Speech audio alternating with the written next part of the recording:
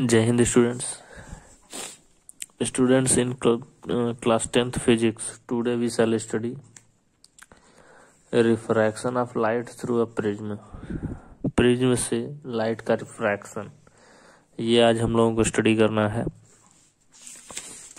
तो यहाँ direct diagram में हम लोग समझते हैं।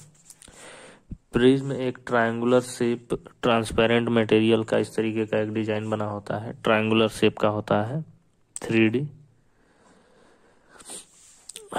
ट्रांसपेरेंट मटेरियल, ग्लास का, जनरली ग्लास का बना होता है।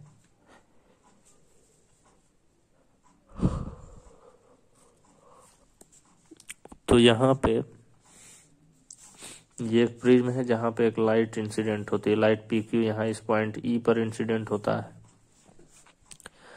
अब जब इंसिडेंट हो रहा है तो इस पॉइंट पर नॉर्मल जो है ये लाइन है, और इंसिडेंट होने के बाद ये नॉर्मल की तरफ बेंड होता है।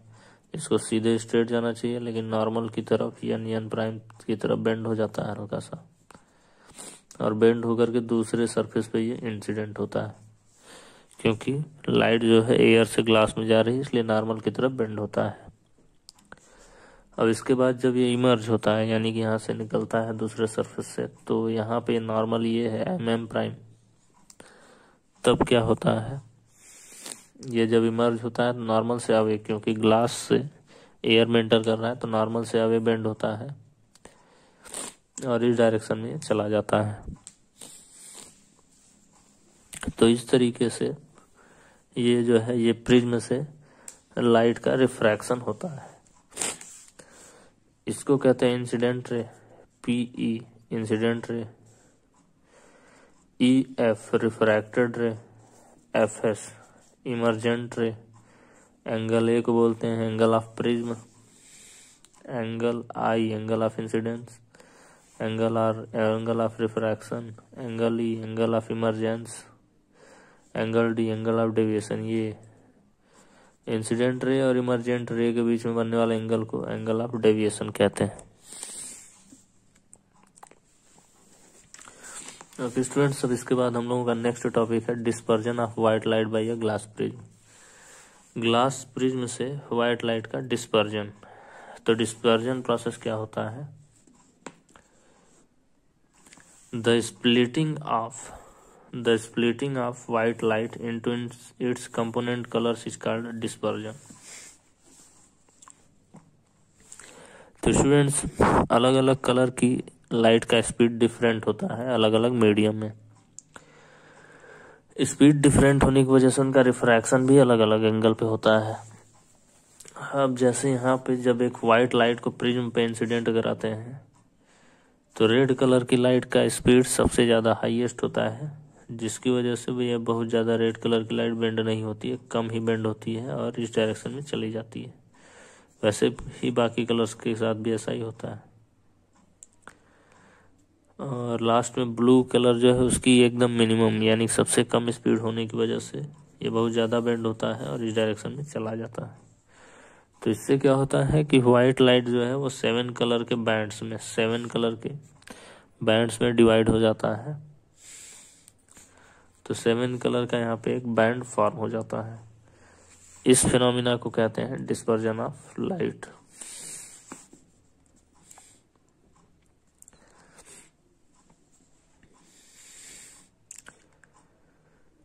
तो स्टूडेंट्स, इस तरीके से dispersion of white light process होता है। Dispersion of white light process में वाइट लाइट जो है वो 7 कलर के कंपोनेंट्स में डिवाइड हो जाता है, 7 कलर कंपोनेंट्स में डिवाइड हो जाता है।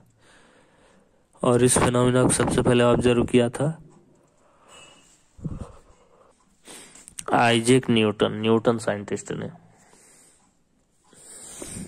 अब स्टूडेंट्स, यहाँ पे refraction of white light through prism का एक एप्लीकेशन है, रेनबो इंद्रधनुष कैसे बनता है। तो यहाँ पर हम लोग समझते हैं, A rainbow is a natural spectrum appearing in the sky after a rain shower. Rainbow एक नेचुरल प्रकृति का बनाया हुआ स्पेक्ट्रम है जो बारिश में बौछारें जब गिरती हैं उसके बाद दिखाई देता है। It is caused by dispersion of sunlight by tiny water droplets. जब हवा में छोटी छोटी पानी की बूंदें वाटर ड्रॉपलेट्स तैरते रहते हैं और उन पे जब सनलाइट रेज इंसिडेंट होते हैं, लाइट की रेज गिरती हैं, तो उनका डिस्पर्जन होता है और वो अलग अलग कलर्स में डिवाइड हो जाते हैं और जा कर के तब उसके बाद यहाँ पे बहुत सारे प्रोसेस होते हैं। They refract and disperse it again. एक बार जब पानी की बूंदे के ऊपर सनलाइट रेज गिरते हैं तो पहले वो रिफ्रैक्ट और डिस्पर्ज होते हैं, फिर इसके बाद इनका टोटल इंटरनल रिफ्लेक्शन होता है, जिससे ये और भी सेपरेट डिवाइड हो जाते हैं और इसका एक इमेज ये एटमॉस्फेयर में बन जाता है और हमारी आंखों पर इसका इमेज बनता है जो हम लोगों को दिखाई देता है रेनबो। और रेनबो प्रोसेस जो है, रेनबो फिनोमिना, वो हमेशा सन के अपोजिट डायरेक्शन में होता है। जिस साइड में सन है उससे अपोजिट साइड में ही होता है। इसके बाद स्टूडेंट्स यहाँ पे एटमॉस्फेरिक रिफ्रैक्शन वो क्या होता है। तो ये एटमॉस्फेरिक रिफ्रैक्शन में क्या होता है कि हम लोगों का एटमॉस्फेयर गैस की अलग अलग डेंसिटीज के लेयर से बना हुआ है। जैसे ऊपर सबसे कम डेंसिटी का एयर है, गैस है, नीचे उससे थोड़ा ज़्यादा डेंसिटी का गैस है, तो ऊपर से नीचे आने पर एयर की डेंसिटी इंक्रीज होती रहती है, इंक्रीज या डिक्रीज होती है बीच बीच में। तो इसमें क्या होता है कि जब सनलाइट रेज एटमॉस्फेयर में गिरते हैं तो मीडियम डिफरेंट होने की वजह से, अब जैसे कि यहाँ पे ये एयर के लेयर्स हैं तो यहाँ पे इस तरीके से बहुत सारे लेयर्स होते हैं, तो जब ये यहाँ पे सनलाइट रेज गिरता है तो मीडियम में डिफरेंस आने की वजह से ये इसका डायरेक्शन हल्का सा चेंज हो जाता है। ये इस डायरेक्शन में जाना चाहिए था तो हल्का सा इस डायरेक्शन में ऐसे चेंज हो गया, फिर हल्का सा बेंड होता जाता है। तो इस तरीके के रिफ्रैक्शन प्रोसेस को कहते हैं एटमॉस्फेरिक रिफ्रैक्शन। एटमॉस्फेरिक रिफ्रैक्शन के बहुत सारे एप्लीकेशंस हैं, जैसे ट्विंकलिंग ऑफ स्टार, तारे चमकते क्यों, इसका भी रीजन एटमॉस्फेरिक रिफ्रैक्शन है। इसमें क्या होता है कि स्टार से जो लाइट्स आती हैं, स्टार जो लाइट आती है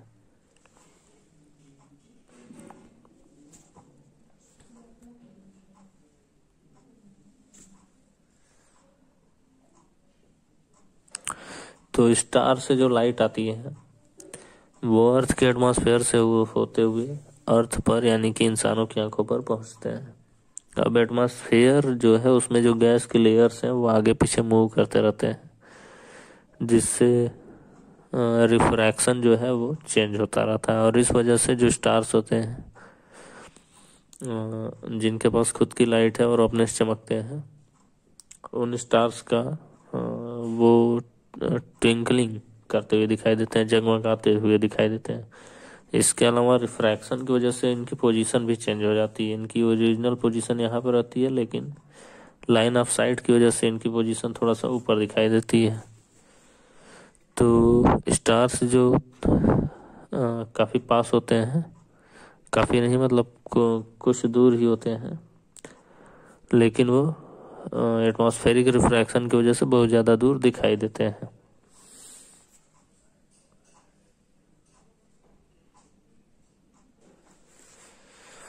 ओके स्टूडेंट्स, आज के वीडियो में हम लोग इतना स्टडी करते हैं, बाकी का टॉपिक्स नेक्स्ट वीडियो में। Thank you, have a nice day. जय हिंद, जय भारत।